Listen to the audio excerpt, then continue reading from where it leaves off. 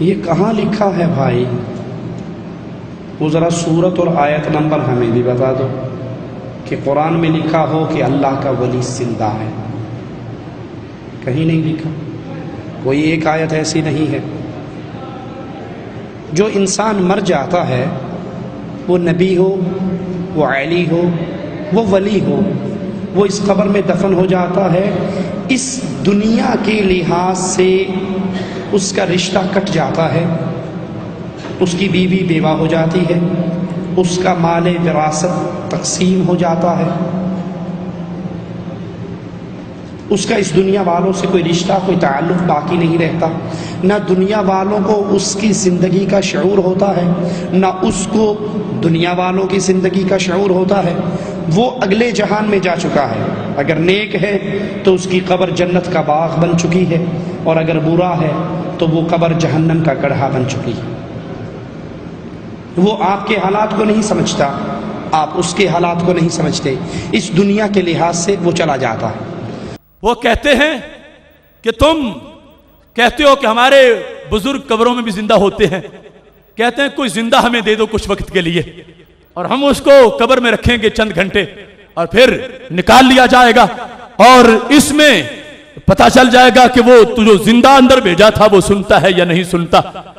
تو میں نے پچھلے سیمینار میں بھی اس چیز کی یہ وضاحت کی تھی کہ کچھ لوگوں نے دین کو سمجھا ہی نہیں، اور وہ یہ جانتے ہی نہیں کہ دنیا کے احکام اور ہیں اور برزخ کے احکام اور ہیں، ان کو اس سلسلہ میں خبر ہی نہیں۔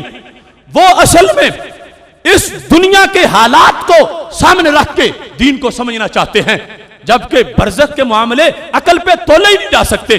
ذرا توجہ کرنا، اب حدیث شریف میں ہے کہ جس وقت مومن قبر میں امتحان میں پاس ہو جاتا ہے تو اس کی قبر حد نظر تک کھول دی جاتی ہے۔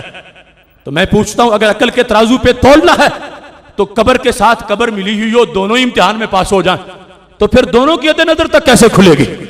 ہزاروں ایک قبرستان میں ہیں، صالحین بھی ہیں، تو حد نظر تک قبر کیسے کھلے گی؟ تو شریعت کہے گی تمہاری جو سوچ ہے یہ دنیا والی ہے، شریعت برزخ کی باتیں بتا رہی ہے، تم چپ کرو، شریعت کو مانو، برزخ میں جاؤ گے تمہیں پتا چلے گا کہ قبر کیسے کھلتی ہے۔ اس واسطے میں اس طبقے کو بتا رہا ہوں کہ لوگوں کو گمراہ کرنے کے لیے تم ہمیشہ یہ صورت اختیار کرتے ہو کہ تم برزخ اور دنیا کو ایک ترازو میں تولتے ہو۔ جان لو برزخ اور ہے اور دنیا اور ہے، اور اگر اس کی مثال سمجھنا چاہتے ہو اور پوچھنا چاہتے ہو کہ قبر والے کا انداز کیا ہوتا ہے، تم زندہ کو قبر میں دفن کر کے حیات ظاہری دنیاوی پر برزخ کو قیاس کرنا چاہتے ہو، میں تمہیں محدثین کے امام سے یہ ثابت کرنا چاہتا ہوں کہ جو ہمارے زندہ ہیں دنیا میں ان کا معاملہ چھوڑو، تم ہمیں کوئی چھٹی نہ دو، ہم جو قبر میں ہیں ان سے یہ ثابت کروائیں گے کہ ان کا انداز کیسے ہوتا ہے، وہ قبر میں رہ کے کیسے سنتے ہیں اور کس انداز میں قبر سے وہ اپنی زندگی کا اظہار کرتے ہیں۔ یہ کتاب الثقات ہے جس میں سیکا راویوں کا ذکر ہے، یہ امام ابن حبان کا وہ مجموعہ ہے کہ جس کی جلدوں کو دیکھ کر حدیث کا معیار معین کیا جاتا ہے، حدیث کمزور ہے یا صحیح ہے، اس کے راویوں کی جو پوزیشن ہے ان کتابوں سے، یہ کتاب الثقات جیسی کتابوں سے معین ہوتی ہے۔ اس کتاب کے اندر جلد نمبر 2 پر صفحہ نمبر 32 پر حضرت احبان بن سیفی، حضرت احبان بن سیفی ان کا ذکر ہے۔ یہ حضرت احبان بن سیفی کون ہیں؟ یہ 14ویں 15ویں صدی کے نہیں، یہ بڑے پرانے ہیں۔ کون؟ یہ حضرت ابو ذر غفاری رضی اللہ تعالیٰ عنہ کے بھانجے ہیں، یہ حضرت ابو ذر غفاری کے شاگرد ہیں۔ یہ احبان سیفی، احبان بن سیفی حضرت ابو ذر رضی اللہ تعالیٰ عنہ سے روایت کرتے ہیں، اور ان کا انداز کیا ہے؟ یہ بصرہ میں رہتے تھے اور بڑے زاہد و عابد تھے، بڑے پرہیزگار تھے۔ انہوں نے موت کے وقت یہ وصیت کی تھی، اوصى عند موته، کہ وصیت تھی اللہ یکفن فی قمیص مخیط، کہ مجھے سلائی شدہ قمیص میں دفن مت کرنا، مجھے سلی ہوئی قمیص مت پہنانا۔ آج یہ لوگ کہتے ہیں قمیص تم نے خود اتاری، قبر میں تم نے خود اتارا، وہ خود نہیں اترے، قمیص خود اتار نہیں سکی، قبر میں پہنچے تو تم نے مشکل کشا مان لیے، कब्र में पहुंचे, तुमने हाजत रवा मान लिए। मैं कहता हूं यह सनद के साथ सहाबा के शागिर्द का अंदाज पेश कर रहा हूं, किताब मजनू लैला की दास्तान की नहीं, यह नकदे रिजाल के इमाम इब्न हिब्बान का यह मजमुआ, जिसके जरिए से हदीसें तोली जाती हैं, सनदें चेक की जाती हैं, इसके अंदर एक अजीम मुहद्दिस, एक अजीम वली का जिक्र उनके शागिर्द जिस अंदाज में करते हैं वो तुम्हारे सामने पेश कर रहा हूं। जब वक्त विसाल आया हजरत ओबान का, इन्होंने कहा मुझे सिली हुई कमीज मत पहनाना। पहले इसलिए वसीयत की कि कोई ऐसा मसला चल रहा था, कुछ लोग मुसर थे कि हमने पहनानी है, ये कहते थे मुझे मत पहनाना, वसीयत करके दुनिया से चले गए। तो क्या हुआ, फकुफ़ना फी कमीसिन, पीछे वो पार्टी गालिब आ गई। उन्होंने कहा शेख जो कुछ कह के गए हैं ठीक है, मगर हम तो कमीज ही पहनाएंगे, हमने जो कहा है सोचा है, हमने बनवा के रखी है, हमने कमीज पहनानी ही पहनानी है। अब जो कहते थे कि शेख की वसीयत को पेश नजर रखो, वो मगलूब हो गए, कमीज पहनाने वाले गालिब हो गए। ओबान सैफी को कमीज पहनाई गई, रूह निकल गई है, जनाजा हो गया है, कब्र में दफन कर दिया गया है। फलम्मा रजऊ मिन दफनिही, जबकि उनके रिश्तेदार उनको दफन करके घरों की तरफ वापस लौटे तो क्या हुआ, कहते हैं दाखलू दारहू, उनके घर उनके कमरे खास में दाखिल हुए। फइजा अल कमीसुल लज़ी कफ़नूहु फीहे मौज़ूउन फिल बैत, वो कमीज जो उनको कफन में पहनाई थी उनके घर लटकी हुई नजर आ रही थी।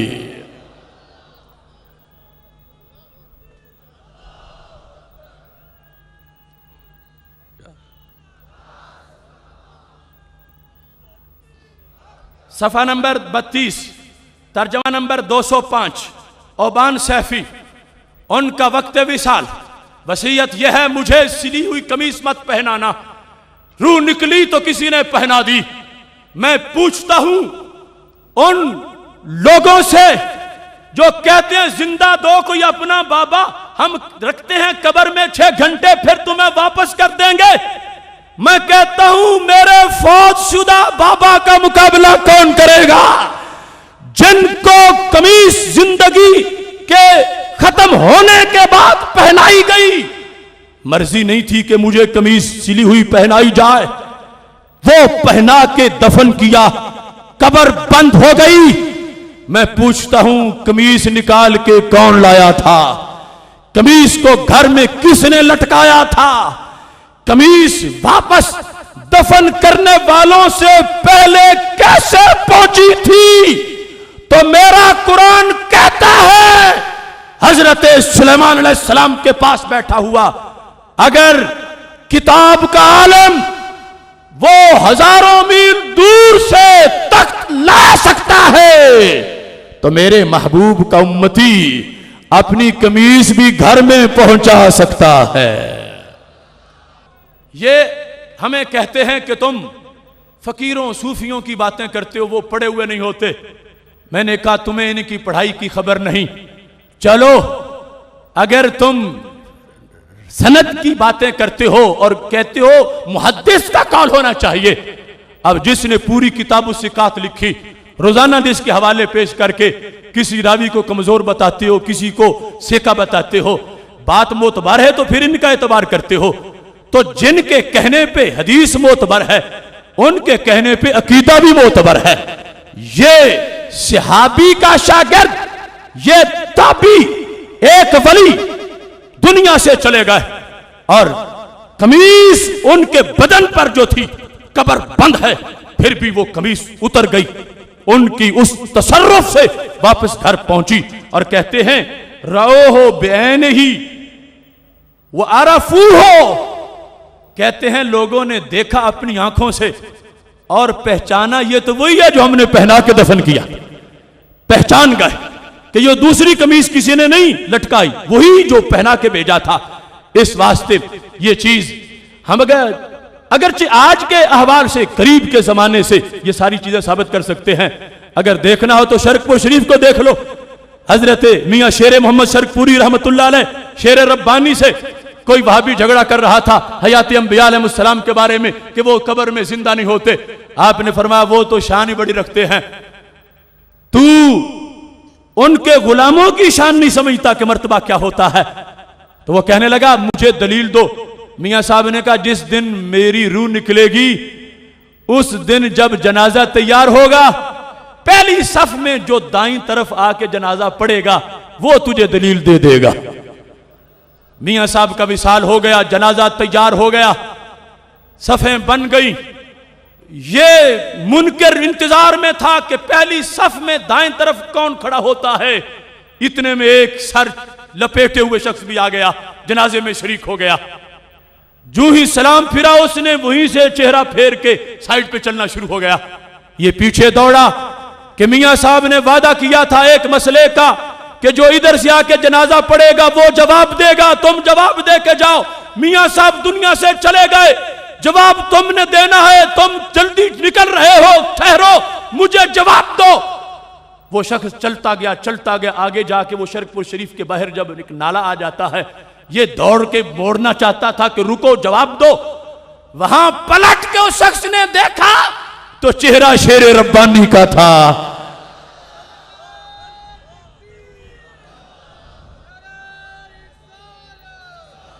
تو اس کو پتا چلا کہ جنازہ جن کا ہے وہ بھی شیر ربانی ہے, پڑھنے والے بھی شیر ربانی ہیں. جن کے غلاموں کا یہ انداز ہے اس نبیوں کے امام کی زندگی کا انداز کیا ہوگا. لیکن میں نے آج کے اس فتنے کے سامنے یہ کتاب الثقات سے اس انداز کو پیش کر دیا تاکہ انہیں شک نہ رہے کہ کہاں سے یہ روشنی چلی ہے اور کہاں سے یہ نور آیا ہے. وہاں اس انداز میں تصرف ہے.